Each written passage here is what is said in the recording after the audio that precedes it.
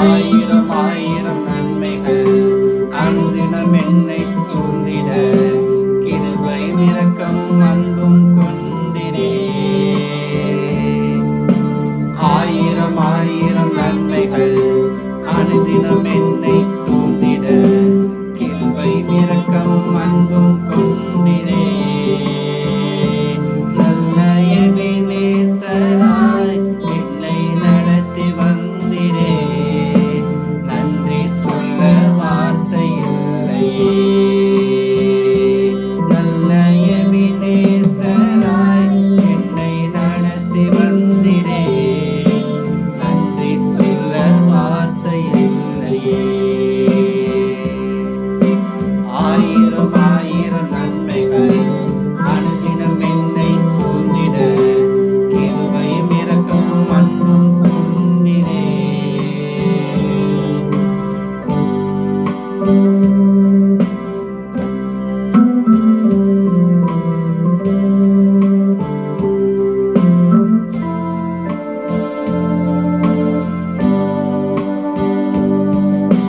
காலை மாலை எல்லாம் வேலையிலும் என்னை நடத்தும் கரங்கள் நான் கண்டேன். காலை மாலை எல்லாம் வேலையிலும் என்னை நடத்தும் கரங்கள் நான் கண்டேன். தேவை பெருகும் போது சிக்கி தவித்திடாது உதவும் உம் கரங்கள் நான் கண்டேன். எந்தன் மாறாவின் வாழ்க்கை மதுரமாய் மாற்றும் அன்பின் நல்ல கர்த்தரே. எந்தன் மாறாவின் வாழ்க்கை மதுரமாய் மாற்றும் அன்பின் நல்ல கர்த்தரே. ஆயிரம் ஆயிரம் நன்மைகள் அனுதினம் என்னை சூழ்ந்திட கிருபையும் இரக்கமும் அன்பும் கொண்டிரே. ஆயிரம் ஆயிரம் நன்மைகள் அனுதினம் என்னை சூழ்ந்திட கிருபையும் இரக்கமும் அன்பும் கொண்டிரே. நல்ல எபினேசராய் என்னை நடத்தி வந்திரே, நன்றி சொல்ல வார்த்தை இல்லையே. நல்ல எபினேசராய் என்னை நடத்தி வந்திரே, நன்றி சொல்ல வார்த்தை இல்லையே. கர்த்தரும் இரட்சகருமாகிய இயேசு கிறிஸ்துவின் இணையற்ற நாமத்திலே உங்களை பிரகாஷ்ராஜ் ஊழியங்களுக்கு அன்புடன் வரவேற்கிறேன். இந்த நாளிலே நாம் சுவிசேஷ நேரத்தில் இயேசுவினுடைய ஊமைகள் என்ற தலைப்பிலே நாம் தியானிக்கப் போகிறோம். இயேசுவினுடைய ஊமைகள் அப்படின்னா என்னென்னா, த பேரபிள்ஸ் ஆஃப் ஜீசஸ் கிரைஸ்ட் அப்படின்னு இங்கிலீஷில் சொல்லுவாங்க. ஊமைகள் அப்படின்னா எடுத்துக்காட்டுகள் அப்படின்னு சொல்லலாம். இயேசு கிறிஸ்துவானவர் தன்னுடைய சீசர்களிடத்திலும் சரி, மற்ற ஜனங்களிடத்திலும் சரி, சில காரியங்களை அவங்களை புரி வைக்கணும்னு நினைக்கும் பொழுது அவர் எடுத்துக்காட்டாக சில காரியங்களை அவர் சொல்கிறார். உதாரணத்துக்கு அப்படின்னு நம்ம சொல்லுவோம் இல்லையா, அந்த மாதிரி சில காரியங்களை அவர் மக்களோடு பேசுகிறார். அதை கொண்டு புரிந்து கொண்டு இந்த பரலோக ராஜ்யத்தின் காரியங்களை அவர்கள் தெரிந்து கொள்ள வேண்டும், ஆண்டவரை பற்றி அவர்கள் புரிந்து கொள்ள வேண்டும், அவர்களுக்குள் இருக்கிற தவறான கருத்துக்கள் களையப்பட வேண்டும் என்பதற்காக அவர்களோடு ஊமைகளாக பேசுகிறார். இந்த ஊமைகள் நாம் புரிந்து கொண்டோம் என்றால் பரலோக ராஜ்யத்தை பற்றி ஓரளவுக்கு நாம் புரிந்து கொள்ள முடியும். 100% நம்ம புரிந்து கொள்வோமா அப்படின்னு சொன்னால் அது முற்றிலுமாக கிடையாது. ஏன்னா நம்ம இரண்டாம் வருகையில் எடுத்துக்கொள்ளப்பட்டு ஆண்டவரோடு இருக்கும் பொழுது தான் அதை முகமுகமாக காண்போம் என்று வேதம் சொல்லுகிறது. அது வரைக்கும் நம்ம ஒரு நிழலாட்டம் தான் நம்ம புரிஞ்சு கொள்கிறோம் பரலோக ராஜ்யத்தை பற்றி. பாருங்கள், இயேசுவானவர் அதை நிறைய இடத்துல பேசியிருக்கிறார். இந்த parables of Jesus Christ it's very very important topic for us. ஏன்னா நாம் இந்த உலகத்தில் வாழும் பொழுது, நம்ம இந்த பூலோகத்தில் வாழ்ந்து கொண்டு இருக்கிறோம், ஃபிசிக்கலாக இருக்கிறோம். நம்ம சில ஆவிக்குரிய காரியங்களை புரிந்து கொள்ள வேண்டும் என்றால் இந்த ஊமைகள் முக்கியமாக இருக்கின்றது. அந்த ஊமைகள் இயேசு என்னென்ன ஊமைகள் சொல்லியிருக்கார், அதோடைய அர்த்தங்கள் என்ன அப்படின்னு சொல்லி நான் உங்களுக்கு கர்த்தருக்கு சித்தமானால் வாரம் ஒரு முறையாக இந்த ஊமைகளோடு உங்களோடு தியானிக்கலாம் என்று முடிவெடுத்திருக்கிறேன். கர்த்தர் அதற்கு உதவி செய்து ஆசீர்வதிப்பாராக. நம்ம செய்திக்குள்ள செல்வோம். இன்றைக்கு கர்த்தருடைய வசனம் என்ன அப்படின்னு சொன்னால், வசனமாகிய விதை அப்படின்னு சொல்லி தலைப்பு கொடுத்துருக்கேன். இயேசுவினுடைய உண்மைகளில் வசனமாகிய விதை அப்படின்னு சொல்லிட்டு இதை நம்ம பார்க்கலாம். இதை பற்றி மார்க்கு, மத்தேயு, லூக்கா இந்த 3 பேரும் அதை பற்றி எழுதியிருக்காங்க. வசனமாகிய விதை, விதையை பற்றி நிறைய இடத்துல ஆண்டவர் சொல்லியிருக்காரு. ஆனால் இந்த இடத்துல ஒரு ஸ்பெஷலான ஒரு காரியத்தை சொல்கிறார். அது என்னன்னு பார்ப்போம். மத்தேயு 4ஆம் அதிகாரம் 3ஆம் வசனத்தை எடுத்துக்கொள்ளுங்கள். கேளுங்கள், விதைக்கிறவன் ஒருவன் விதைக்க புறப்பட்டான். அவன் விதைக்கையில் சில விதை வழியருகே விழுந்தது. ஆகாயத்து பறவைகள் வந்து அதை பட்சித்து போட்டது. சில விதை அதிக மண்ணில்லாத கற்பாறை நிலத்தில் விழுந்தது. அதற்கு ஆழமான மண்ணில்லாததினாலே சீக்கிரத்தில் முளைத்தது. வெயில் ஏறின போதோ தீந்து போய் வேறில்லாமையால் உலர்ந்து போயிற்று. சில விதை முள்ளுள்ள இடங்களில் விழுந்தது. முள் வளர்ந்து அதன் பலன் கொடாதபடிக்கு அது நெருக்கி போட்டது. சில விதை நல்ல நிலத்தில் விழுந்தது. ஓங்கி வளருகிற பயிராகி 1 30, 1 60, 1 100 பலன் தந்தது என்று சொல்கிறார். என்ன அப்படின்னு சொன்னால், ஒரு விதைக்கிறவனை பற்றிய ஒரு ஊமையை கேளுங்க அப்படின்னு சொல்லிட்டு, அதை விதைக்கிறவனை பற்றிய ஒரு மாடல் கேளுங்க அப்படின்னு சொல்லிட்டு சொல்கிறாரு. என்னென்னா, விதைக்கிறவன் விதையை எடுத்துகிட்டு புறப்படுறானோ, விதைக்கிறதுக்காக போகிறான். நல்ல நிலத்தில் பயிரிடுறான்னு போயிட்டுருக்கானோ. போயிட்டுருக்கும்போது அவன் கூடையிலேருந்து சில கீழே விழுகுது. அது வந்து எங்கெங்கே விழுகுது அப்படின்னு சொன்னால், 3 இடத்துல விழுகுது. நல்ல நிலத்தில் பயிரிட போகலான்னு போகும்போது முன்னாடி 3 இடத்துல விழுந்துருது. அது என்ன இடம் அப்படின்னு சொன்னால், வழி அருகே விழுந்தது முதல்ல. 2வது கற்பாறை இருக்கிற இடத்துல விழுந்துருதான். 3வது அது வந்து முள்ளுள்ள இடங்களில் அப்படின்னு விழுந்துருதான். இந்த 3 இடத்துல தேவையில்லாத இடத்துல விழுந்துருது அப்படின்னு சொல்கிறார். ஆனால் நல்ல நிலத்தில் போய் விதைச்ச அந்த விதை, நல்ல நிலத்தில் விதைக்கப்பட்ட விதையானது என்னது, 1 30, 1 60, 1 100 அது வந்து பலன் தந்ததாக இருக்கிறது என்று சொல்கிறார். இன்றைக்கி விதையை பார்க்குறோம். எத்தனை பேர் விவசாயம் செய்கிறாங்க. அந்த விதையை எடுத்துகிட்டு போய் நல்ல நிலத்தில் பயிரிடும்போது தான் அதுக்கு நமக்கு நல்ல பலனை கொடுக்கக்கூடியதாக இருக்கிறது. அதை நாம் பார்க்கலாம். அந்த எடுத்துகிட்டு போகிற விதை வழி அருகே சிலது விழுந்துடுது. வழி அருகே விழுந்தா என்ன ஆகும் அப்படின்னு சொன்னால், அந்த காக்காங்க இல்லை சில பறவைகள் இதெல்லாம் என்ன பண்ணணும், அதை கொத்தி எடுத்துன்னு போயிட்டு அது வந்து பிரயோஜனம் இல்லாமல் போயிடும். 2வது, இந்த கற்பாறை இடத்துல விழுந்த விதை என்ன ஆகும் அப்படின்னு சொன்னால், அது வந்து கற்பாறையில் வந்து சிலர்லாம் பார்த்துருப்பீங்க, பாறையிலெல்லாம் சில செடியெல்லாம் முளைக்கும். ஆனால் ரொம்ப நாளைக்கு இருக்காது பாருங்கள். நல்ல ஒரு வெயில் காலம் வந்துச்சு அப்படின்னு சொன்னால் அது அப்படியே பட்டு போயிடும். ஏன் அப்படின்னு சொன்னால், அந்த கற்பாறையில் இருக்கிற இந்த ஈரப்பதம் ப்ளஸ் அதுக்குள்ளே இருக்கிற சின்ன மண் துகள்கள் அதில் பேஸ் பண்ணி கொஞ்சம் தூரம் நல்லா செழிப்பாக வளரும் பாருங்கள். ஆனால் வெயில் அடித்தோன்னே கற்பாறையில் இருக்கிற ஹீட்னால் அந்த செடி கருகி அந்த இடத்துல இருந்த இடம் எல்லாம் போயிடும். அப்போ அது பலனற்றதாக இருக்குது. 3வது, அந்த முள்ளுள்ள இடங்கள், அதாவது களை நிறைந்த இடங்களில் விழுந்த விதையானது அந்த முள் வளர்வதனால் இதுக்கு கிடைக்க வேண்டிய அந்த போஷாக்கும், இதுக்கு கிடைக்க வேண்டிய அந்த சத்தும் இதுக்கு கிடைக்காம முள்ளுக்கு போயிடுறதுனால அது வந்து பலனற்றதாய் போய்விடுகிறது. ஆனால் நல்ல நிலத்தில் விழுந்த விதையானது நல்ல வளர்கிறதாகவும் பலன் குடிக்கக்கூடியதாகவும் இருக்கிறது என்று இது சொல்கிறார். மேலும் படிப்போம். 9ஆம் வசனத்தில், கேட்கிறதுக்கு காதுள்ளவன் கேட்க கடவன் என்று அவர்களுக்கு சொன்னார். அவர் தனித்திருக்கும்போது 12 கூட அவர் சூழ்ந்திருந்தவர்கள் இந்த உவமையை குறித்து அவரிடத்தில் கேட்டார்கள். அதற்கு அவர், தேவனுடைய ராஜ்யத்தின் ரகசியத்தை அறியும்படி உங்களுக்கு அருளப்பட்டது, புறம்பே இருக்கிறவர்களுக்கோ இவைகளெல்லாம் ஊமைகளாக சொல்லப்படுகிறது அப்படின்னு சொல்கிறார். என்ன சொல்கிறார், அப்படியே அவங்க தனியாக இருக்கும்போது, இயேசு கிறிஸ்து தனியாக இருக்கும் பொழுது அவரோட 12 சீஷர்களும் மற்றவர்களும் சேர்ந்து கேட்குறாங்க, இந்த ஊமைகளை எனக்கு எக்ஸ்பிளைன் பண்ணுங்கள், எங்களுக்கு புரியல அப்படின்னு சொல்லி சொல்கிறாங்க. அதுக்கு ஆண்டவர் சொல்கிறாரு, நீங்கள் எல்லாம் பாக்கியவான்கள், இந்த ஊமைகளை கேட்கிறது, இந்த விளக்கத்தை கேட்கிற நீங்கள் பாக்கியவான்களாக இருக்கிறீர்கள் அப்படின்னு சொல்கிறார். உங்களுக்கெல்லாம் இதெல்லாம் அருளப்பட்டிருக்கு, மற்றவர்களுக்கு அருளப்படவில்லை அப்படின்னு சொன்னால், இயேசுவானவர் என்ன பட்சபாதம் பார்க்குறவராக இருக்கிறாரா? இவங்களுக்கு புரியுது, அவங்களுக்கு புரியாமல் போயிட்டோம், எப்படி போனால் பரவாயில்ல, இவங்களுக்கு புரியட்டும் அப்படிங்கிறவராக இருக்கிறாரா அப்படின்னு சொன்னால் இல்லவே இல்லைங்க. அவர் பட்சபாதம் பார்க்குறவில்லை எந்த வேதம் சொல்லுகிறது. பட்சபாதம் பார்க்குறதில்ல, ஒருத்தருக்கு ஒரு மாதிரி இன்னொருத்தருக்கு ஒரு மாதிரி அப்படிப்பட்ட தேவன் இல்லை. இன்றைக்கு கிறிஸ்துவ சமுதாயத்தில் அப்படிப்பட்ட நினைப்பு தான் ஓடிட்டுருக்கு பாருங்க. என்னென்னா, ஆசீர்வாதவங்களை தான் ஆசீர்வதிப்பார், ஆசீர்வதிக்காதவங்கள ஆசீர்வதிக்க மாட்டார். அவர் அப்படியே இந்த உலகத்தில் வச்சுன்னு இருப்பார். எனக்கு மட்டும் ஏன் எத்தனை துன்பங்கள், எனக்கு மட்டும் ஏன் எத்தனை பிரச்சனைகள், எனக்கு மட்டும்தான் வருது, மற்றவங்களாம் நல்லா இருக்கிறாங்க அப்படின்னு சொல்லி ஒரு தாட்டு. இந்த மாதிரி தாட்ஸே பார்த்திங்கன்னா சாத்தான் கொடுக்குற தாட்ஸ் தான் பாருங்கள்.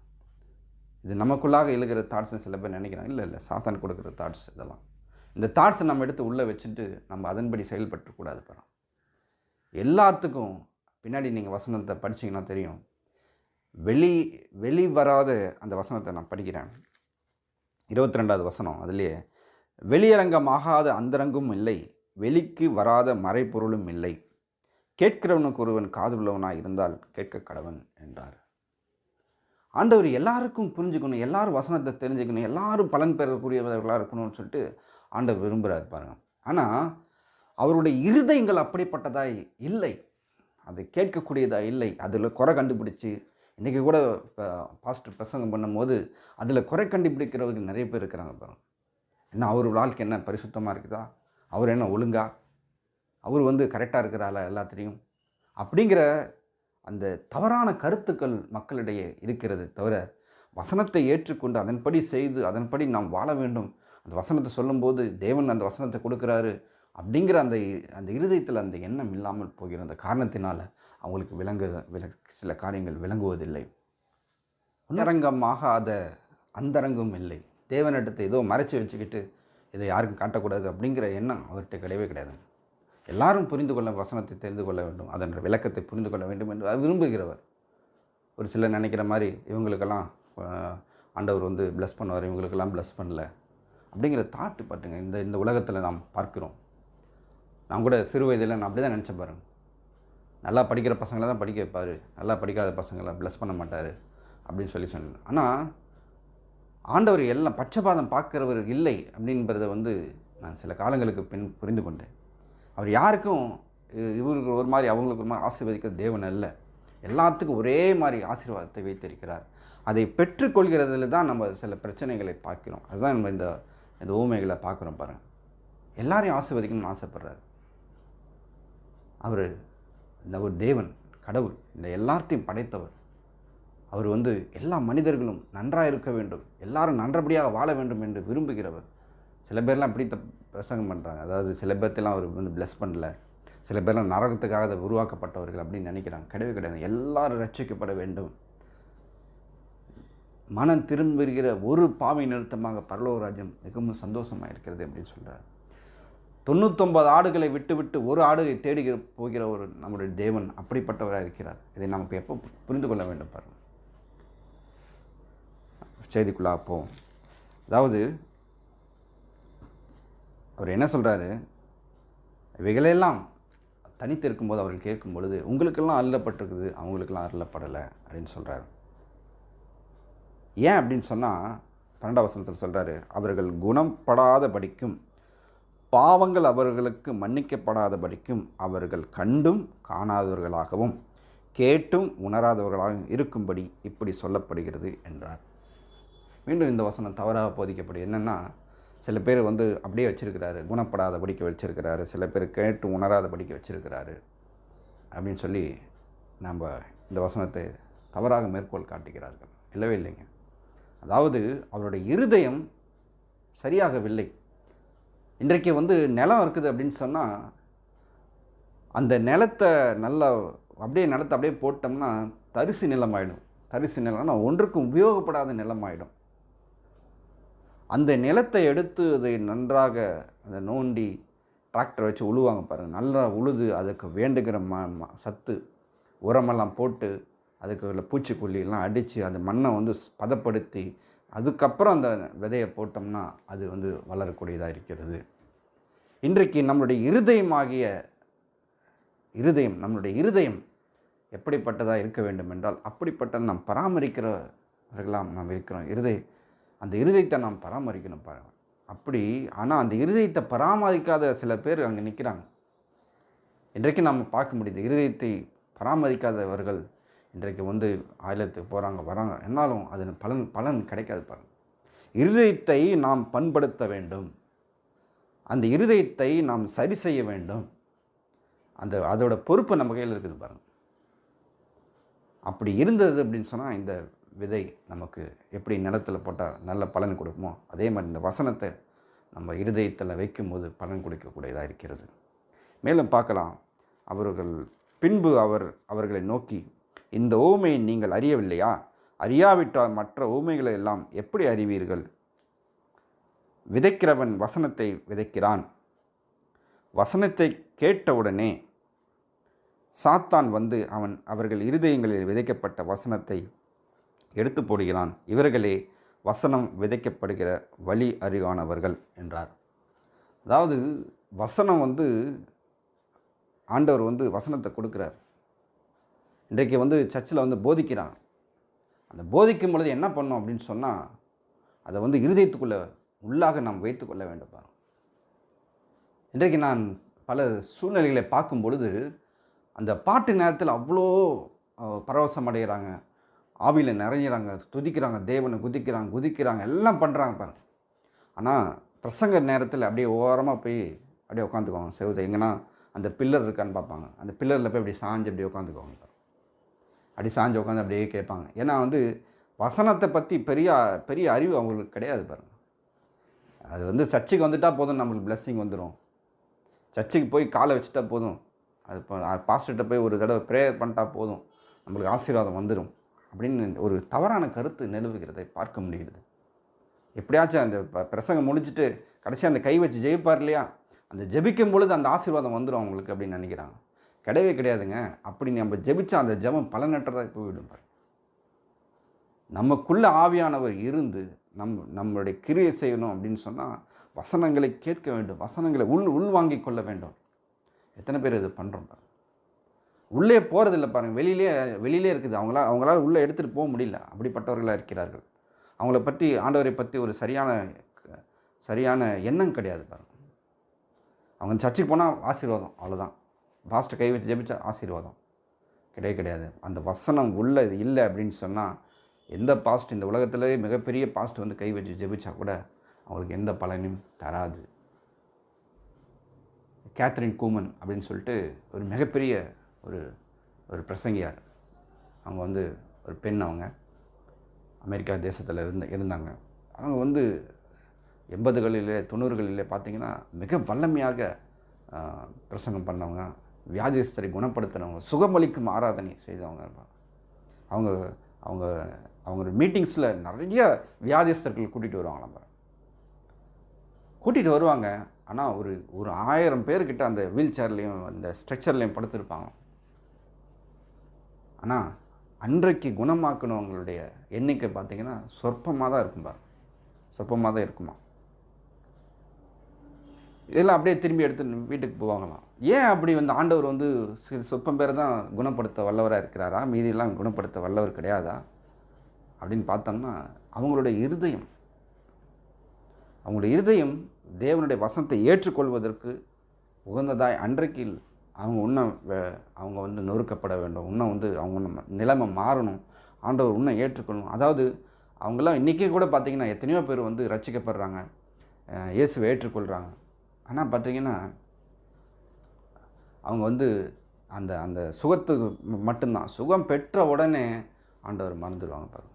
அது காரணம் என்னென்னா, அந்த வசனத்தை உள்ளே எடுத்துகிட்டு போகிறதில்ல பாருங்கள். அந்த காரியத்தை அவங்க உள்ளே எடுத்துகிட்டு கர்த்தர் இவ்வளோ பெரிய காரியத்தை செஞ்சுருக்கிறாருன்னு சொல்லி அந்த நன்றி அறிதல் இல்லை.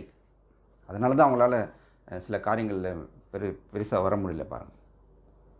அப்படிலாம் இருக்கிறவங்க என்னென்னா, அந்த வசனம் உள்ளே போகலை அப்படின்னு சொன்னால் அது வழி அருகே விதைக்கப்பட்டவர்கள் மாதிரி பாருங்கள். வழி அருகே விதைக்கப்பட்டவர்கள் அந்த விதை இன்னும் உபயோகம் இல்லாமல் போயிடும். அதை என்ன பண்ணால் ஈஸியாக சாத்தான் எடுத்துகிட்டு போயிடுவான். நான் பாருங்கள், காக்கா குருவிகளும் அதை எடுத்துகிட்டு போகிற மாதிரி சாத்தான் என்ன பண்ணுறான், வசனத்தை எடுத்துகிட்டு போயிட்டு அவங்க பலன் இல்லாமல் பண்ணிடுறான். 2வது 26வது வசனம், அப்படியே வசனத்தை கேட்ட உடனே அதை சந்தோஷத்தோடு ஏற்றுக்கொண்டும் 16 வசனம், அப்படியே வசனத்தை கேட்ட உடனே அதை சந்தோஷத்தோடு ஏற்றுக்கொண்டும் தங்களுக்குள்ளே வேர்கொள்ளாதபடியால் கொஞ்ச காலம் மாத்திரம் நிலைத்திருக்கிறார்கள். வசனத்தின் நிமித்தம் உபத்திரமும் துன்பமும் உண்டாவுடனே இடறுகிறார்கள். இவர்களே கற்பாறை நிலத்தில் விதைக்கப்பட்டவர்கள். கற்பாறை நிலத்தில் நினைக்கப்பட்ட எப்படி விளக்குறாரு பாருங்களேன். அதாவது வசனத்தை கேட்ட உடனே சந்தோஷத்தோடு ஏற்றுக்கொள்கிறார்களாம். நான் சொன்னேன் இல்லையா, அந்த இயேசு கிறிஸ்துவுடைய அந்த அதிசயத்தையும் அற்புதத்தையும் அனுபவித்தவங்க உடனே வசனத்தை கடவுளை கண்டுபிடிச்சிட்டேன், இவர் தான் உண்மையான கடவுள்ப்பா அப்படின்னு சொல்லி அவரை ஏற்றுக்கொள்கிறாங்க. ஆனால் அந்த வசனத்தின் நிமித்தம் உபத்திரமும் துன்பமும் உண்டா உடனே இடரல் அடைகிறார்கள். என்றைக்கு பாருங்கள், எனக்கு தெரிஞ்ச ஒரு அம்மா, ஒரு வீடு வேணும், எனக்கு வீடு இல்லாமல் ரொம்ப வாடகை வீட்டிலேருந்து கஷ்டப்படுறேன், எனக்கு ஒரு வீடு வேணும் பிரதர், எனக்காக செவிங்க அப்படின்னு சொல்லி என்னை மருத்துவமனையில் ஊழி செய்கிறாங்க ஒரு அம்மா. சரி, நான் வந்து ஜெபித்தேன், அவங்கள ஜெபிச்சு அமைச்சேன். கத்த கண்டிப்பாக உங்களுக்கு செய்வாருமா, நீங்கள் அவர் மேலே நம்பிக்கையாக இருங்க அப்படின்னு சொல்லி ஜெபிச்சு அமைச்சேன். ஒரு 3 மாதங்கள் 4 மாதங்கள் கழித்து அவர்கள் வந்தாங்க. இந்த மாதிரி எனக்கு ஒரு கேஸில் வந்து எனக்கு வெற்றி கிடச்சிருச்சு, இந்த காசை வச்சு நான் வந்து வீடு கட்ட போகிறேன் அப்படின்னு சொன்னாங்க. எனக்கு மிகவும் சந்தோஷமாக இருந்தது. அதாவது கர்த்தர் கிருபை செஞ்சார் சொல்லிட்டு எனக்கு நன்றாக தெரியுது. ஆனால் அந்த அம்மாவுக்கு தெரியல பாருங்களேன். பணம் வந்துருச்சு, வீடு கட்ட போகிறோம் அப்படின்னு சொன்னால் ஆண்டவரே வந்துட்டாங்க. ப்ரேயர் பண்ணுங்கள் பிரதர், அப்படி ஆண்டவருக்கு நன்றி அப்படின்னு கூட வார்த்தை வரல பாருங்க. அப்போ அந்த காசு கிடைக்காததுக்கு முன்னாடி அவங்களுக்கு இருந்த அந்த சந்தோஷம், ஆண்டவர் மேலே இந்த பற்று, அதெல்லாம் அந்த பைசா வந்த உடனே ஆளே மாறிட்டாங்க, இடரில் அடைஞ்சிட்டாங்க. வசனத்தின் நிமித்தம் அப்படின்னு அது வந்து வசனத்தின் நிமித்தம் இல்லை. ஆனால் வசனத்தின் நிமித்தம் சில பேர் என்னென்னா, வசனத்தின் நிமித்தம் அப்படின்னா என்ன அர்த்தம் அப்படின்னு சொன்னால், அந்த வசனத்தை மனசில் வச்சுருப்பாங்க, கர்த்தர் நமக்கு உடையவைகளெல்லாம் நிறைவாக்குகிறான்னு சொல்லி வச்சுருப்பாங்க. ஆனால் அதுக்கான சூழ்நிலை இல்லைன்னா அதெல்லாம் ஒன்றும் இல்லை, வசனம் ஒன்றும் இல்லை, ஆண்டவர் ஒன்றும் இல்லைன்ட்டு போயிடுவாங்க. வசனத்தின் நிமித்தம் அது மாதிரி தான் வசனத்தின் நிமித்தம் அப்படின்னு சொல்லி. இன்னொரு சிலது என்னென்னா, நீ வந்து சில பேர் வந்து கிறிஸ்டின் ஆவாங்க, கிறிஸ்டின் உள்ளே வருவாங்க. நீ வந்து கிறிஸ்டின் ஆகிட்ட அப்படின்னு சொன்னால் உனக்கு கவர்மெண்ட்டில் சலுகைகளே எதுவுமே கிடையாது அப்படின்னு சொன்னால் உடனே அதை விட்டுருவாங்க. ஐயோ இது என்ன, நீ எத்தனையோ பேர் பாருங்கள், சலுகைகள் வேண்டும் என்பதற்கே தன்னுடைய சர்டிஃபிகேட்டில் வந்து மாற்றி போகிற நிறைய பேர் பார்த்துருக்கேன். ஆண்டவர் பார்த்து கொண்டிருக்கிறார், உங்கள் இருதயங்களை பார்க்கிறவராக இருக்கிறார் பாருங்கள். எத்தனை பேர் சர்டிஃபிகேட்டில் உண்மையான இதை போட்டிருக்கோம் நம்ம. ஆண்டவர் எல்லாவற்றையும் பார்க்குறார். ஆண்டவர் ஏதோ தெரியல, அவர் ஓரமாக இருக்க சண்டே மட்டும்தான் அவர் ஊழியக்காரங்களே அந்த காணிக்கைகளை தருகிறவர்களுக்கு ஒரு மாதிரியும் காணிக்கைகளை தராதவர்களுக்கு ஒரு மாதிரியும் சில பேர் இருக்கிறதே நான் பார்க்க முடிகிறது. அப்படி இருக்கக்கூடாது பாருங்கள். வசனத்து நிமித்தம் பிரச்சனை வந்த உடனே நம் வசனத்தை விட்டு போய்விடக்கூடாது. கர்த்தர் பார்க்கிறார். மேலே படிக்கலாம். இப்படிப்பட்டவர்கள் அவர் வந்து கற்பாறையில் விழுந்த விதையை போன்றவர்கள். கற்பாறை இனத்தில் விழுந்த நிலத்தில் விதைக்கப்பட்டவர்கள் மாதிரி இருக்கிறாங்க. அவங்க என்ன பண்ணுறாங்க, சந்தோஷத்தை ஃபஸ்ட்டு ஏற்றுக்கொள்கிறாங்க. ஆனால் அவங்களுக்குள்ளே இந்த ஆழம் இல்லாதபடினால அவங்களால எந்த பலனையும் கொடுக்க முடியல. வசனத்தை கேட்டும் மூன்றாவது ஆள் எப்படிப்பட்டவன்னு பார்க்கலாம். வசனத்தை கேட்டும் உலக கவலைகளும் ஐஸ்வர்யத்தின் மயக்கமும் மற்றவைகளை பற்றி உண்டாகிற இச்சைகளும் உட்பிரவேசித்து வசனத்தை நெருக்கி போட அதனால் பலனற்று போகிறார்கள். வசனத்தை கேட்டும் உலக கவலைகளும் ஐஸ்வர்யத்தின் மயக்கமும் மற்றவைகளை பற்றி உண்டாகிற இச்சைகளும் உட்பிரவேசித்து என்று போடப்படுகின்றது. 3 காரியங்கள் சொல்லப்பட்டிருக்கும். உலக கவலை, ஐஸ்வர்யத்தின் மயக்கம், மற்றவைகளை பற்றி உண்டாகிற இச்சைகள். என்ன அப்படின்னு சொன்னால், உலக கவலை, நம்ம எப்படி இருக்க போகிறோம், என்ன ஆக போகிறோம், இது எல்லாத்துக்கும் இருக்குது, எனக்கு ஒரு இது இல்லையே, அவங்களுக்கெல்லாம் நல்லபடியாக கல்யாணம் நடக்குது, என்னுடைய பிள்ளைகளுக்கெல்லாம் கல்யாணம் நடக்கலையே, அவங்களுக்கெல்லாம் நோய் சுகமாகுது, எனக்கு நோய் சுகமாகலையே அப்படின்னு சொல்லி உலக கவலைகள். அது இருந்தாலும் கர்த்தருடைய வசனம் பெருசாக பலனை அளிக்காது. 2வது, ஐஸ்வர்யத்தின் மயக்கம். இன்றைக்கி வந்து பார்த்திங்கன்னா சண்டே கூட எல்லாம் வேலைக்கு போக ஆரம்பிச்சிடறான். சண்டே வந்து வேலையாக இதுவாக அப்படின்னு பார்த்தா, சர்ச்சுக்கு என்றைக்கு வேணால் போகலாம், வீட்டிலேருந்தே கூட ப்ரேயர் பண்ணிக்கலாம், ஆண்டவர் எங்களில் எல்லா இடத்துலையும் இருக்கிறாரே, எல்லா இடத்துலையும் தான் இருக்கிறாரு, அப்படி வீட்டிலேருந்தே ப்ரேயர் பண்ண, சர்ச்சுக்கு தான் போகணுமா அப்படின்னு சொல்லி எத்தனையோ பேர் வேலைக்கு போகிறத நான் பார்த்துருக்குறேன். அந்த ஐஸ்வர்யத்தின் மயக்கம் நான் வெறும் பெரிய பணக்காரங்களுக்கு வர மயக்கம் அப்படி இல்லைங்க. ஏழையாக இருப்பான், ஆனால் ஆலயத்துக்கு செல்ல மாட்டான், காசு தான் முக்கியம். அன்றைக்கி யாராவது அந்த கூலிக்கு வேலைக்கு கூப்பிட்டாங்கன்னா ஓடி போயிடுவாங்க, சர்ச்சுக்கு வர மாட்டாங்க. இன்றைக்கி எத்தனை பேர் அந்த மாதிரி இருக்கிறாங்க. கூலி வருது அப்படின்னு சொன்னால் அதுக்காக போயிடுவாங்க. அதுதான் ஐஸ்வர்யத்தின் மயக்கம். ஐஸ்வர்யத்தை பற்றி ஒரு மயக்கம் அவர்கள் வசனம் கேட்கக்கூடாதபடிக்கு செய்து விடுகிறது. இன்னொரு வசனத்தை கேட்குறாங்க, ஆனால் அவங்களுக்கு உலகத்தின் அந்த கவலைகளும் ஐஸ்வர்யத்தின் மயக்கம் இருக்கிறதுனால அவங்க அந்த வசனம் அவங்களுக்குள்ள பிரயோஜனம் இல்லாமல் போயிடுது. ஆனால் மற்றவைகளை பற்றி உண்டாகிற இச்சைகள் எல்லா காரியத்தையும் இன்றைக்கு ஒரு நல்ல வீடு வேணும், நல்ல ஒரு கார் வேணும், நல்ல சொகுசாக இருக்கணும் அப்படிங்கிற ஒரு எண்ணம் அதனால் அவங்கள உலகத்தின் பின்னாடி ஓட வைக்கும் பொழுது அவர்கள் அந்த வசனம் அவங்களுக்குள்ளாக பலனை அளிக்காது.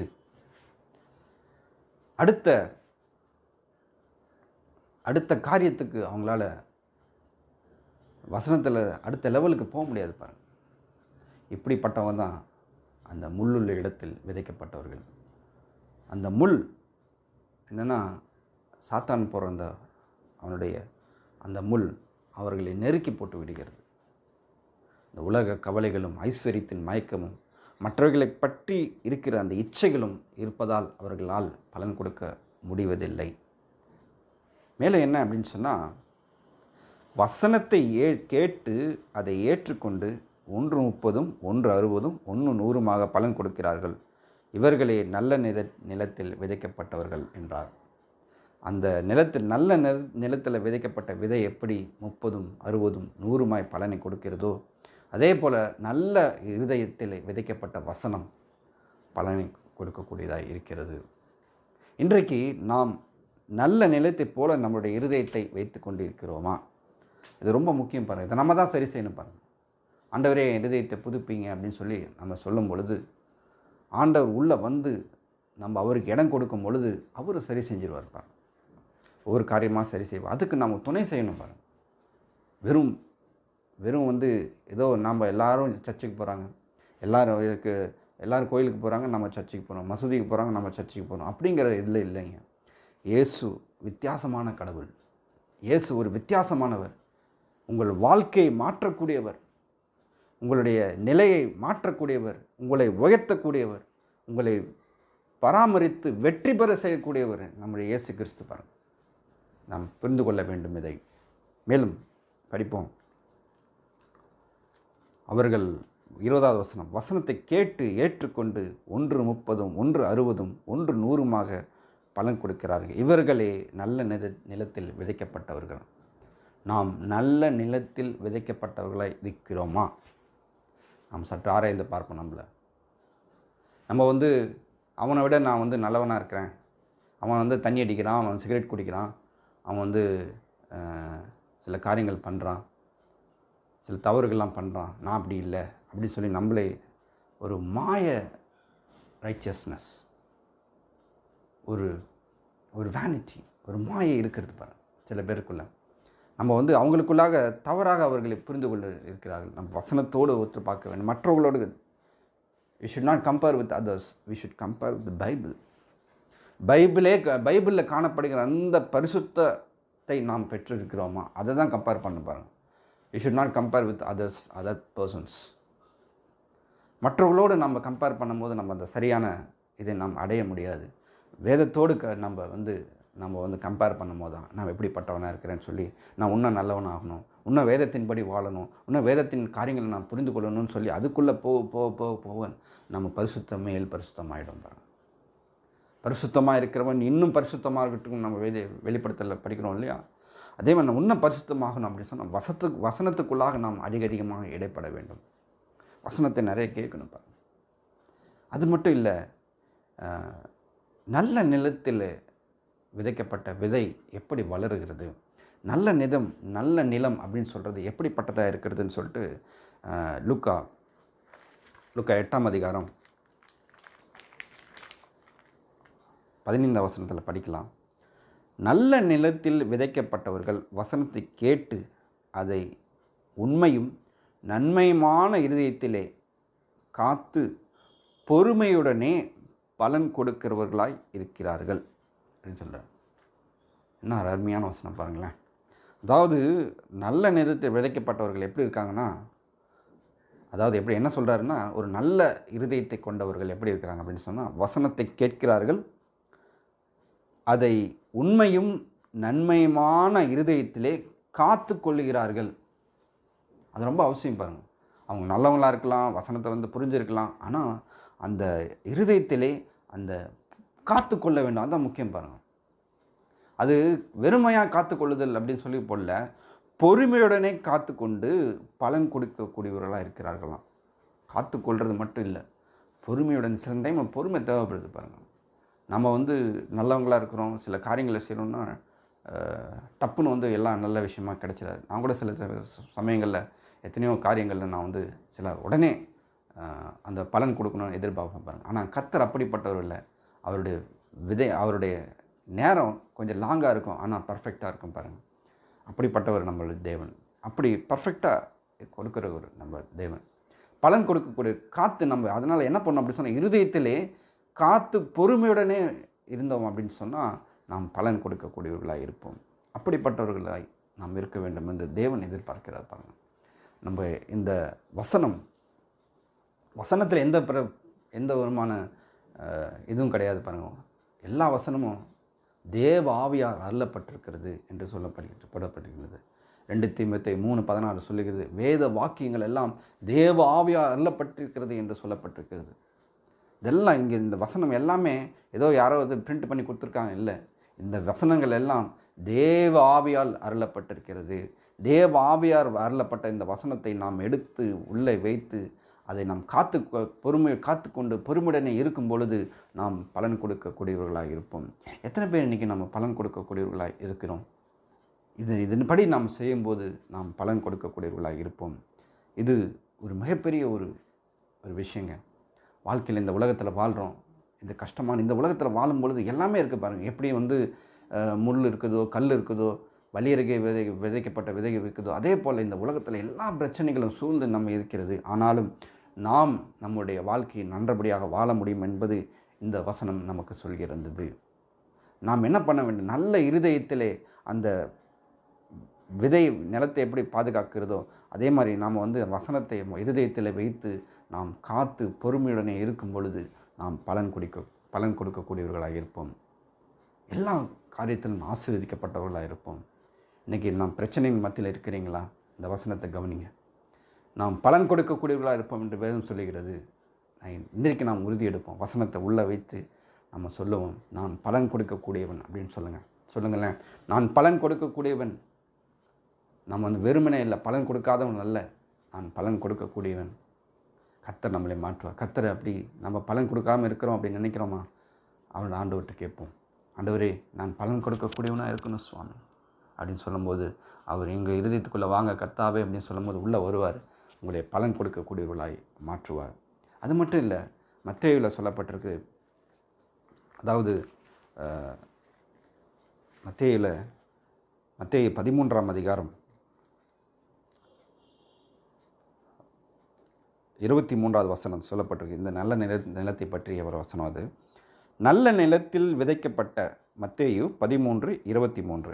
நல்ல நிலத்தில் விதைக்கப்பட்டவனோ வசனத்தை கேட்கிறவனும் உணர்கிறவனுமாய் இருந்து 100ஆகவும் 60ஆகவும் 30ஆகவும் பலன் தருவான் என்றார்.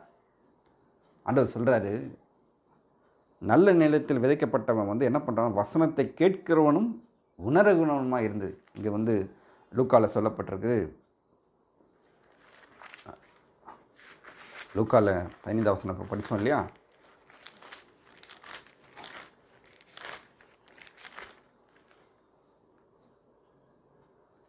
வசனத்தை கேட்கிறவனும் அதை இருதயத்தில் காத்துக்கொள்கிறவனுமாய் அப்படின்னு வருது. இங்கே வந்து வசனத்தை கேட்கிறவனும் உணர்கிறவனுமாய் இருந்துன்னு சொல்லிட்டு வருது பாருங்கள். உணர்தல் அப்படின்னு சொன்னால் என்ன அப்படின்னு சொன்னால், வசனம் என்ன சொல்லுவது? சில பேர் வசனம் வந்து எல்லாம் இப்போ வந்து இந்த வசனங்கள் எல்லாம் கொடுத்தவர் பாருங்க. எல்லா வசனங்களும் வந்து ஆவியால் தேவ ஆவியால் அருளப்பட்டிருக்கிறது. ஆனால் ஒவ்வொருத்தருக்கும் அது ஒவ்வொரு மாதிரி பிரயோஜனப்புள்ளதாக இருக்குது பாருங்கள். எல்லா விதையும் ஒரே விதை இல்லை. ஒவ்வொன்றுக்கும் விதைக்கும் கர்த்தர் ஒவ்வொரு மேனியை கொடுத்திருக்கின்றார் என்று நான் வேதத்தில் படிக்கிறோம். ஒவ்வொரு விதைக்கும் ஒரு ஸ்பெஷாலிட்டி இருக்குது பாருங்கள். ஒரு மாங்கொட்டை எடுத்து போட்டிங்கன்னா அது வந்து அவ்வளோ பெரிய மரம் வளரும் பாருங்கள். ஒரு பலாக்கொட்டை எடுத்து போட்டிங்கன்னா பலாமரம் வரும் பாருங்கள். அது ஒரு பலாமரமும் மாமரம் ஒன்றும் இல்லை, ஒவ்வொரு மாதிரி என்ன வேணுமோ அதை போடணும் பாருங்கள். அதே மாதிரி தான் வசனங்களும் இன்றைக்கு வந்து எல்லா காரியங்களும் கொடுத்தப்பட்டிருக்குது. உடனே ஒருத்தர் வந்து பலா மரத்தை போடுறவர் வந்து மாமரத்தை திட்டுறதும், மரத்தை போடுற பலா மரத்தை திட்டுறதும் அப்படி இல்லை. ஒவ்வொரு காரியங்களுக்காக கொடுக்கப்பட்டிருந்தது. ஒவ்வொரு சர்ச்சஸ் இன்றைக்கி வந்துட்டு எல்லாமே கர்த்தரை துதிக்கின்ற ஆலயமாக இருக்கின்றது. ஒரு காரியத்தில் ஒரு மக்கள் வித்தியாசப்பட்டவர்களாக இருக்கிறார்கள். இதை நாம் புரிந்து கொள்ள வேண்டும். இன்றைக்கி வந்து அந்த சர்ச்சை பார்த்து அந்த சர்ச்சை திட்டுறது, இது வந்து ஆவியே இல்லாதவங்க, இவங்க வந்து வேஸ்ட்டு அப்படின்னு சொல்கிறது. இன்னொருத்தவங்க வந்து அனலே இல்லை, ஆவி இல்லை, அனல் இல்லை இந்த சர்ச்சில் அப்படின்னு சொல்கிறது. அவங்க வந்து ஒரு மாதிரியான ஸ்டேட்டஸில் இருக்கிறாங்க. அவங்க வருவாங்க. கர்த்தர் விசாரிக்கிறவராக இருக்கிறார், கர்த்தர் நியாயம் தீர்க்கிறவராக இருக்கிறார். நீங்கள் நியாயம் தீர்க்கிற நீங்கள் யார்? கர்த்தர் கேட்கிறார். நாம் நியாயம் தீர்க்கிறதுக்காக இங்கே இல்லைங்க, மற்றவர்களை பலப்படுத்துகிறவர்களாக இருக்கிறோம். மற்றவர்களை குறை சொல்வதற்காக நாம் இல்லை. ஒருவேளை அவங்க செய்கிற காரியங்களை நம்ம வந்து திருத்துறதுக்காக நம்ம சொல்லலாம். ஆனால் அந்த குறை சொல்ல நாம் இங்கே இல்லை. நாம் மற்றவர்களை பலப்படுத்த தான் கர்த்தர் இங்கே வைத்திருக்கிறார். நாமளும் பலப்பட்டு கொண்டு மற்றவர்களை பலப்படுத்த வேண்டும். அப்போ உணர்வுகளாக இருக்க வேண்டும். வசனத்தை கேட்டு அதை உணர்வுகளவர்களாக இருக்க வேண்டும். விசுவாசம் இல்லாதவர்களை உங்களோடு சேர்த்து கொள்ளுங்கள் சொல்ல வேதம் சொல்லுகிறது. அவருடைய சந்தேகங்களை தவறாக எண்ணாதிருங்கள்னு சொல்லி வேதம் சொல்லுது. தவறாக எண்ணக்கூடாது பாருங்கள். ஸோ அவங்க இருக்காங்களா, சரி அவங்கள நம்ம இன்னும் மேலே தூக்கி வரணும், அவங்கள இன்னும் பலப்படுத்தணும்னு சொல்லி சில காரியங்களை அவங்கள நம்ம சொல்லிக் கொடுக்கணும். ஆக நம் வசனத்தை கேட்கிறவர்களாகவும் உணர்வுகிறவர்களாகவும் இருக்க வேண்டும். உணருதல் அப்படின்னு சொல்லும்போது அந்த வசனம் என்ன சொல்லப்பட்டிருக்குது, அந்த காரியம் என்ன சொல்லப்பட்டு இன்றைக்கி வந்து பணத்தை கொட்டி பணம் எல்லாவற்றுக்கும் உதவும் சொல்லி போடப்பட்டிருக்கு. இன்றைக்கி எத்தனையோ பேர் பாருங்கள், பணத்தை பற்றி ஒரு சரியான புரிதல் இல்லை பாருங்கள். இன்றைக்கி வந்து சபையில் வந்து பணத்தை வந்து சம்பாதிக்கிறது வந்து ஒரு தவறு அப்படிங்கிற மாதிரி உலகத்தை பின்னாடி ஓடுறீங்க அப்படின்னு சொல்லி திட்டுறதை நிறைய பேர் பார்த்துருக்கேன். பணம் சம்பாதிக்கிற போவாங்க, இனிமேல் போகக்கூடாதுங்கிற மாதிரி, இப்போ பணம் சம்பாதிக்கிற பைபிள் தான் முக்கியம் அப்படிங்கிற மாதிரி சொல்கிறாங்க. உண்மைதான், அது பைபிள் முக்கியம். ஆனாலும் பணம் எல்லாவற்றுக்கும் உதவும் சொல்லி வேதம் சொல்லிக்கிறது. அதுக்கு என்ன பதில் சொல்ல போறீங்க? இன்றைக்கு பணம் எல்லாவற்றுக்கும் உதவும் என்று வேதம் சொல்லுகிறது. அந்த வசனத்தை எடுத்து தூக்கி போட்டு போகிறீங்களா? இல்லை. பணம் வந்து சில காரியங்களுக்கு உதவி செய்கிறது. இன்றைக்கி அப்படிப்பா திட்டிட்டு என்ன பண்ணுவாங்க அப்படின்னு சொன்னால், காணிக்கை பிரசங்கம் படித்தோன்னே காணிக்கை கேட்பாங்க பாருங்க. அந்த பணம் எங்கேருந்து வரும்? அந்த பணம் எங்கேருந்து வரும்? ரொம்ப முக்கியமாச்சு அது. இன்றைக்கி ஊழியத்துக்கு பணம் உதவி இருக்கிறது. இன்றைக்கி வந்து பல ஆயிரக்கணக்கில் செலவு பண்ணி மீட்டிங்ஸ் எல்லாம் அரேஞ்ச் பண்ணுறாங்க. சும்மா வந்துடாது. இன்றைக்கி மைக்கில் பிரசங்கம் பண்ண அந்த மைக்கு செட்டு அது இதுன்னு சொல்லி வாங்குறான். அதெல்லாம் எங்கேருந்து வரும்? இன்றைக்கி வந்து அதெல்லாம் வரணும் அப்படின்னு சொல்லி காசு வேணுமே. தவறான விதத்தில் வருகின்ற பணத்தை கர்த்தர் வெறுக்கிறார். அதுமில்ல பணத்துக்கு முக்கியத்துவம், பணத்துக்கு பின்னாடி உலக பின்னாடி ஓடாமல் ஆண்டவருக்கு பின்னாடி வர வேண்டும். ஆண்டவருக்கு பின்னாடி வரும் பொழுது இந்த இவைகளெல்லாம் கூட கொடுக்கப்படும் என்று வேதம் சொல்கிறது. மத்தேயு 6:33 சொல்லுது இல்லையா? முதலாவது தேவனுடைய ராஜ்யத்தையும் அவருடைய நீதியும் தேடுங்கள், பிறகு இவைகளெல்லாம் கூட கொடுக்க சொல்லப்பட்டிருக்கு இல்லையா? அந்த வசனத்தின் மாதிரி நம்ம வந்து முதலாவது ராஜ்யத்தை தேடும்போது பணம் மற்ற வசதிகள் எல்லாம் கர்த்தர் கொடுக்குறாரு பாருங்க. இப்படி போகக்கூடாது. இப்படி போகும்போது அது பின்னாடி வந்துடும் நம்மளுக்கு. அப்படி தான் வேதம் சொல்லுது. காசே வேண்டாம், நம்ம வந்து ஏழையாகவே இருக்கணும் அப்படின்னு சொல்லி வேதம் போதிப்பது கிடையாது. இன்றைக்கு வந்து பணம் சில காரியங்களுக்கு முக்கியமாக இருக்கிறது. பவுலே பார்த்திங்கன்னா பிரசங்கம் பண்ணுறாரு. ஆனால் வந்து இந்த ஊழியத்துக்கு பிரசங்கம் பண்ணுறதுக்கு அவர் வந்து சில நேரத்தில் போய் இந்த கூடாரம் போடுற அந்த வேலையை பண்ணுறாரு சொல்லி வேதத்தில் படிக்கிறோம். இன்றைக்கு வந்து எப்படிப்பட்ட நம் உணர்வுள்ளவர்களாக இருக்கிறோமா? தேவன் அதை எதிர்பார்க்குறார். நாம் வசனத்தை கேட்டு அதன்படி உணர்வுகளாக இருந்தோம் அப்படின்னு சொன்னால், எப்படி வந்து நல்ல நிலத்தில் விதைக்கப்பட்ட விதை எப்படி 30, 60, 100 பலனை கொடுக்கிறதோ அதே மாதிரி நம்முடைய வாழ்க்கையிலும் நாம் பலன் கொடுக்கக்கூடியவர்களாக இருப்போம். மற்ற உதவிகரமாக இருப்போம் பாருங்கள். அதுக்கு என்ன பண்ணணும்னா, இந்த வசனத்தை கேட்டு நாம் உள்வாங்கிக் கொண்டு அதன்படி வாழ வேண்டும். இன்றைக்கு வசனத்திற்கு முக்கியத்துவம் கொடுக்க வேண்டும். வசனம் உங்களுக்குள்ளே இருக்கிறதா என்று நாம் பார்க்க வேண்டும். இயேசுவானவர் சொல்கிறார், நீங்கள் என்னிலும் என்னுடைய வசனங்கள் உங்களிலும் நிலைத்திருந்தால் நீங்கள் மிகுந்த கனியை கொடுப்பீர்கள் என்று சொல்கிறார். நாம் மிகுந்த கனியை கொடுக்க வேண்டும் என்றால் நாம் அவரில் இருக்க வேண்டும். அவருடைய வசனங்கள் நம்மில் இருக்க வேண்டும். பாருங்கள், எத்தனை பேர் நாம் உணர்றோம்? வசனம் உங்களில் இருக்கிறதா? இன்றைக்கி சர்ச்சுக்கு போகலாம், பைபிள் படிக்கலாம், ஆவியில் நிறையலாம், ஜெபிச்சுட்டு வரலாம், ஒரு ஆசீர்வாதம் கர்த்தர் கொடுக்குறார், எல்லாம் சரிதான். ஆனாலும் நாம் பலனை கொடுக்கக்கூடியவர்களாக இருக்க வேண்டும், கனிகளை கொடுக்கக்கூடியவர்களாக இருக்க வேண்டும் என்றால் அவருடைய வசனம் நமக்குள்ளாக இருக்க வேண்டும். இந்த விதையாகிய வசனம் நமக்குள்ளாக இருக்க வேண்டும். நமக்குள்ளாக இருக்கும் பொழுது ஒரு நிலத்தில் எப்படி விதை போட்டோன்னே மூடி வச்சுட்டு வந்துட்டிங்கன்னா கொஞ்ச நாளில் அப்படியே செடி வருதோ, அதே மாதிரி இந்த இருதயமாகிய நிலத்தில் விழுந்த விதை வசனம் பலன் குடிக்கக்கூடியதாக இருக்கிறது. எப்படி வசனம் அப்படியே போடப்பட்டிருக்குது பாருங்களேன். அந்த விதையை விதைச்சிட்டு போயிடுறான். எப்படி நைட்டு போய் படுத்து தூங்க போயிடுறான். ஆனால் அவன் தூங்க போய் ரெஸ்ட் எடுக்க போயிடுறான். ஆனால் ஆண்டவர் ரெஸ்ட் எடுக்கிறது இல்லை பாருங்கள். அந்த நிலத்தை விதைக்கப்பட்ட நிலையை வளர வைக்கிறார் பாருங்கள். விதைக்கப்பட்ட அந்த விதையை வளர வைக்கிறார். அதே மாதிரி அந்த விதை வளர்ந்து அது செடியாகி பூத்து காய் காய்த்து பெரிய மரமாகி எல்லாத்துக்கும் பலன் தரக்கூடியதாய் மாறிவிடுகின்றது. அதே மாதிரி தான் உங்களுக்குள் விதைக்கப்பட்ட வசனம் பலன் கொடுக்கும். அதில் எந்த வித மாற்று கருத்துமே இல்லை பாருங்கள். அது கண்டிப்பாக பலன் கொடுக்கும். பொய்யுரையாத தேவன், வானமும் பூமி ஒளிந்து போகும், ஆனால் நான் சொல்கிற வார்த்தைகள் ஒளிந்து போகாதுன்னு சொன்னார். தேவன் நம்மளோடு கூட இருக்கிறார் பாருங்கள். ப்ராமிஸ் பண்ணியிருக்காரு, ஒளிந்தே போகாதுன்னு சொல்லியிருக்காரு. ஆனால் நீங்கள் பயப்பட வேண்டிய எந்த காரியத்தை கொடுத்தாலும் இப்போ பயந்து கொண்டு இருக்கிறீங்களா, இல்லை கவலைப்பட்டு கொண்டு இருக்கிறீங்களா, உலக கவலைகள் உங்களை நெருக்கிக்கிறதா, ஆண்டவர்கிட்ட போங்க. வேதத்தை வாசிங்க. அதில் பற்றி காரியங்களை உணர்ந்து கொள்ளுங்கள். உணர்ந்து கொள்ளும்போது உங்களை யாராலும் ஒன்றும் பண்ண முடியாது பாருங்கள். நீங்கள் உயர்வதை யாராலும் தடுக்க முடியாது. கர்த்தர் உங்களை உயர்த்துவார். நாம் கண்களை மூடி கர்த்தரை நோக்கி பார்ப்போமா? ஸ்தோத்திரங்க தாவே, எங்களை அளவுக்கு அதிகமாக நேசிக்கிற நல்ல தகப்பனே, எங்கள் பிதாவே பரலோகத்தில் இருக்கிற எங்கள் தேவனை ஸ்தோத்தரிக்கிறோம்.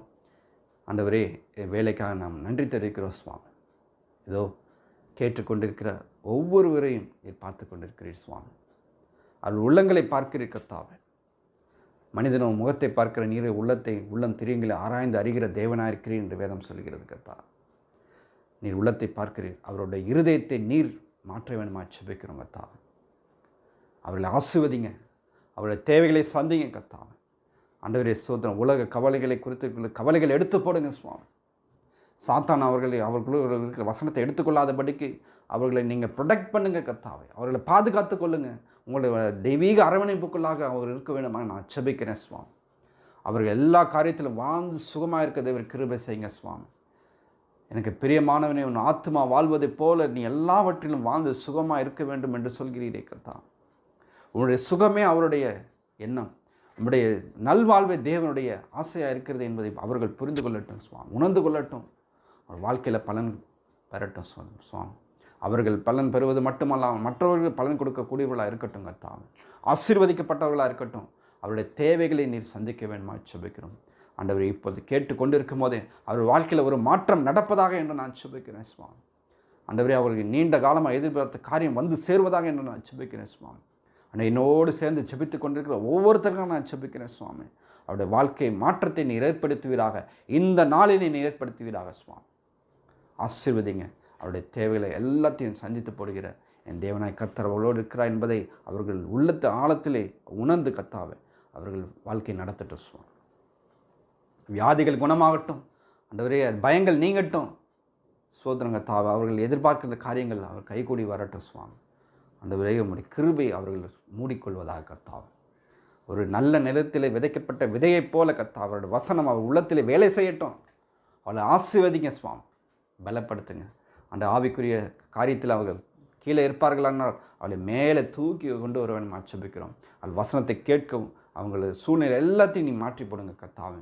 வசனத்தை கேட்கும்படியாக கேட்கக்கூடாதபடிக்கு கர்த்தாவே அவங்களை தடை செய்கிற எல்லா அந்நிய சக்திகளை நான் சொன்ன இயேசு கிறிஸ்து நாமத்தில் இப்பொழுதே அப்புறப்படுத்துகிறேன் சுவாமி. இயேசு நாமத்தில் அப்புறப்படுத்துகிறேன். அவர்களை வசனத்தை கேட்பதற்கு அவர்கள் தங்கள் மனதை சாய்த்து கர்த்தாவே நல்ல நிலத்தை விதைக்கப்பட்ட விதையைப் போல பலன் தர வேண்டுமா ஜெபிக்கிறோம். அவர்கள் உம்முடைய கிருபையாலே அவர்கள் நிரப்பி போட வேண்டுமா ஜெபிக்கிறோம் சுவாமி. சோத்திரம். உம்முடைய கிருபை அவர்கள் சூழ்ந்து கொள்ளட்டும். ஆசீர்வாதம் பலப்படுத்தும். எல்லா காரியத்தையும் நம்முடைய கருத்தில் ஒப்புக்கொள்ள ஜெபிக்கிறோம். எங்கள் மீட்பெறும் இரட்சகருமாகிய இயேசு கிறிஸ்துவின் மூலமே ஜெபிக்கிறோம். ஜீவனுள்ள நல்ல பிதாவே, ஆமென். கர்த்தர் உங்களை ஆசீர்வதிச்சிட்டார். நீங்கள் தொடர்ந்து அவருடைய வசனத்தில் நிலைத்திருங்க. அவருடைய வசனம் உங்களுக்குள்ளாக இருக்கும்படியாக நீர் ஆண்டவருக்கு இடம் கொடுப்பீர்கள். ஆனால் நீங்கள் பலன் கொடுக்கக்கூடியவர்களாக இருப்பீர்கள். ஆமென்.